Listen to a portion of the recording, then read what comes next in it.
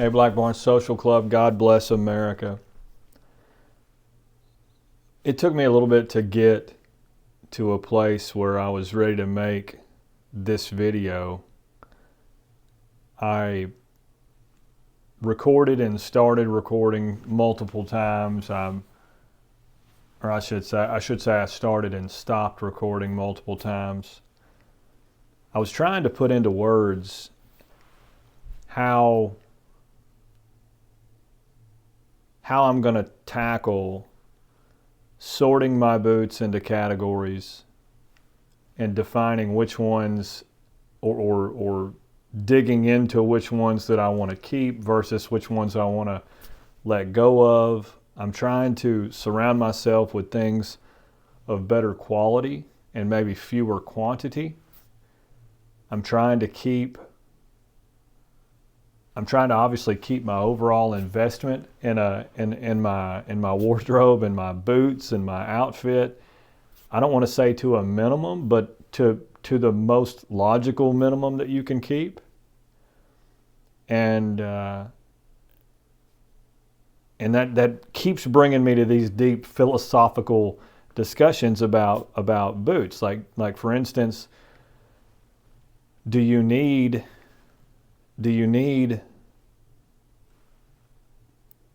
one color of every type boot? Do you need one of each type? I mean, there's plain toes, cap toes, mock toes. I mean, there's all kinds of boots that you can have. Do you need one of each type from each maker? There's several. I mean, I've shown you guys Truman boots, Parkhurst boots, Oak Street boots, Red Wing boots. I mean, I've got more boots than I can count. Probably not really, but close.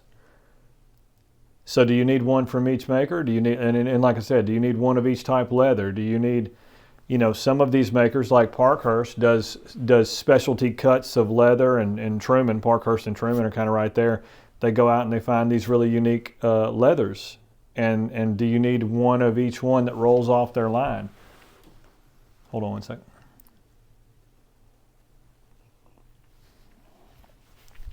Sorry, I don't know how that's going to sound until I play it back, but you guys stick with me. And what I come up with is that no, you don't need one of everything. You don't need one of everything. Sometimes it's nice. But I've often talked about how do you know to trust somebody's opinion if they haven't at least experienced enough? And that's a lot of what I'm showing you guys, is I'm showing you all the different boots that I've had, and you can take my opinion or leave it. It's okay. We're not going to not be friends if we don't agree on something. Now, all that said, I do think it's important to call a spade a spade. I think it's important to be honest and have integrity about what I'm going to do when I'm giving you my opinion about something. And I'm about to show you a boot that I've got recently. And I've got a very crowded subset of boots. Now let me first talk about the category of boots that I'm going to be describing. Cap toe boots. Red Wing Iron Rangers. Truman's got a cap toe boot. Parkhurst has got a cap toe boot. Those LL Bean, Chippewa, Wolverine, any company, name it, any boot company is going to have a cap-toed boot. What I have to decide, to me first, is whether or not these boots that I'm holding up to you guys, whether or not I'm going to call them a dress boot or I'm going to call them a more of a durable working boot. Because there is a difference. I mean, when I'm talking about a Parkhurst boot, so far there's been one or two of the Parkhurst that I put into a rugged category, but the most of them, if I'm being honest, they're more of a dress boot. They're more of a casual boot. They're more of a, you can tell that the components are a little bit thinner. There's, you can just tell. And that's not a knock against Parkhurst at all. If you follow me on Instagram, which I wish you would, if you follow me over there, you'll see I'm a Parkhurst fan. I mean, I really am. I love the customer service. I love the leathers. I'm a big fan. But if I'm going to hold up a boot and I'm going to say in the rugged boot category, in the work boot category, in the, out in my yard. I mean, now I'm not going to go work in the yard in these by any stretch of the imagination. These could kind of walk the line of walking into a meeting, and you could dress them up quite a bit. But they are that heritage quality feel. I mean, they are a rugged feel. So let me tell you, I guess I don't know why I just rambled that long, 6 minutes, on how I'm going to separate these.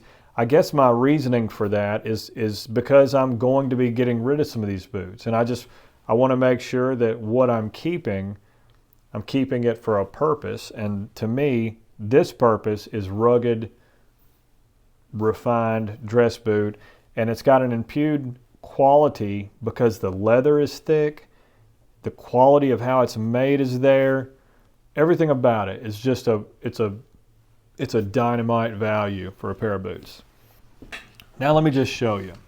What I'm talking about here is the Truman Oxblood double shot cap toe. You can see some of the reds and the mahoganies in it. You can feel in the weight of this boot, you can feel the thickness of the leather. You can see, of course, there's technically speaking, there's 2 rows of leather here, 2 pieces, and then there's a third where it comes up the quarter, where it binds the laces. This is going to have 5 eyelets, 2 speed hooks, 2 of the milled antique brass speed hooks, 2-piece backstay. I mean, you just can't. Good looking heel work, thick Truman Eugene sole, and then a thick midsole. 270 degree. Let me make sure I'm reading all this right so I don't mess this up. It's built on the 79 last. For me, by the way, the 79 last is a good last. It gives you that classic shape. You know, it gives you that little bit of width that I need in the toe box without overdoing the height profile. It's a really good looking last. I know there's been some talk here lately. I've been talking to Gabe, and the 56 last is out, and that's a really attractive last too. So curious if that's going to work for me. But this is the 79, and it's just such beautiful construction. Stitching is excellent on the 270 degree welt, Goodyear welt. I mean, I'm kind of in awe at what a good looking boot this is. Now you can see by looking at it that why I say what I say about it. This could walk into a dress meeting. This could walk into a conference. I mean, in today's age.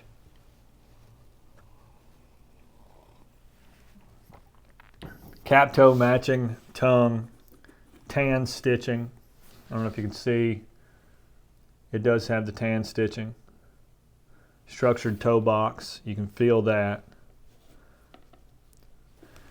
P&W made. This is a Eugene, Oregon boot.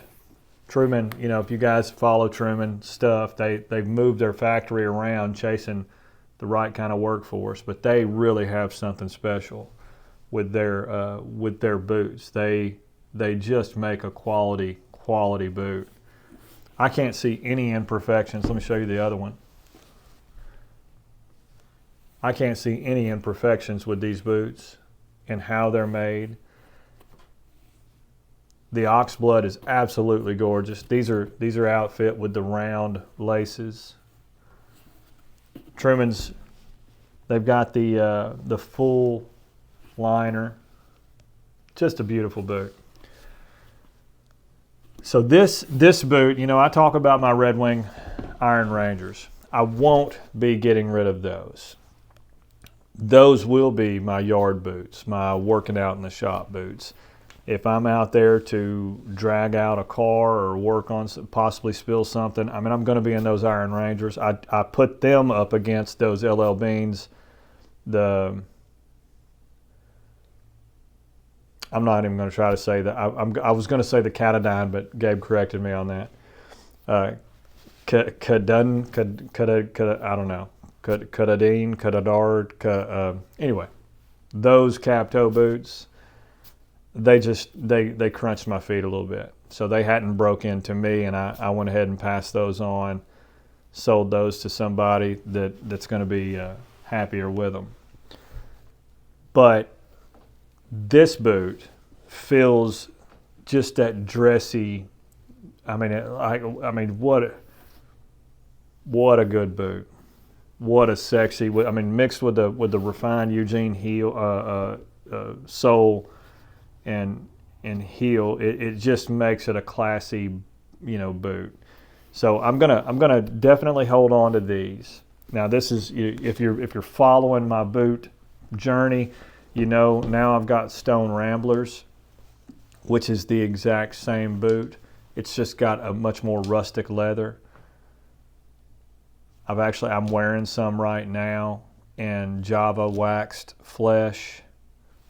Same boot, different sole, the lug sole. Stone Ramblers have that lug sole.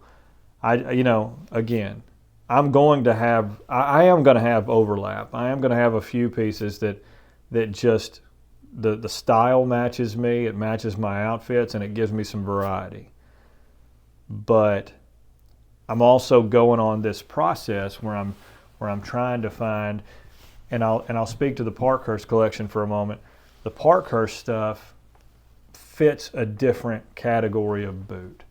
I'm just not going to work a Parkhurst as much as I would probably work that Stone Rambler or these Java wax flesh. I probably won't do it. Those are going to be a little bit more refined, and I'm okay with that. I'm okay with not trying to compare apples to oranges when it comes to that boot or those two makers.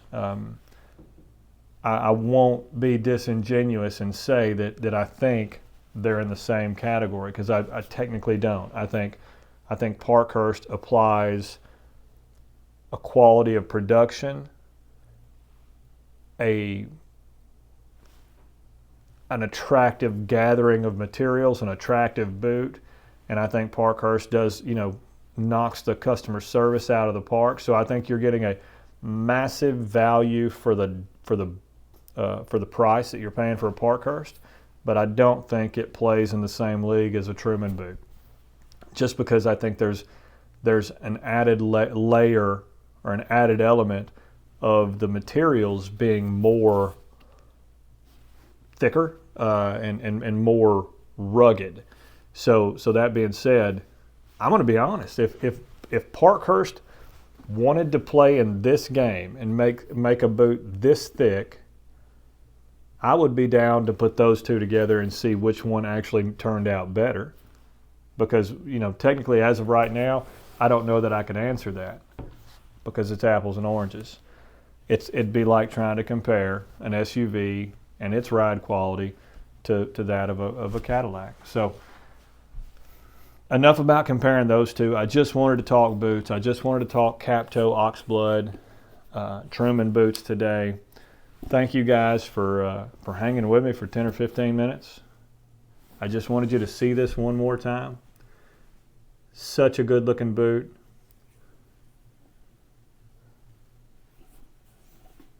I am definitely loving some Truman boots. You guys be blessed. We will talk soon. Let me know in the comments if I was wrong on something, if I quoted something wrong, or if I'm just off. You guys be blessed. Talk soon.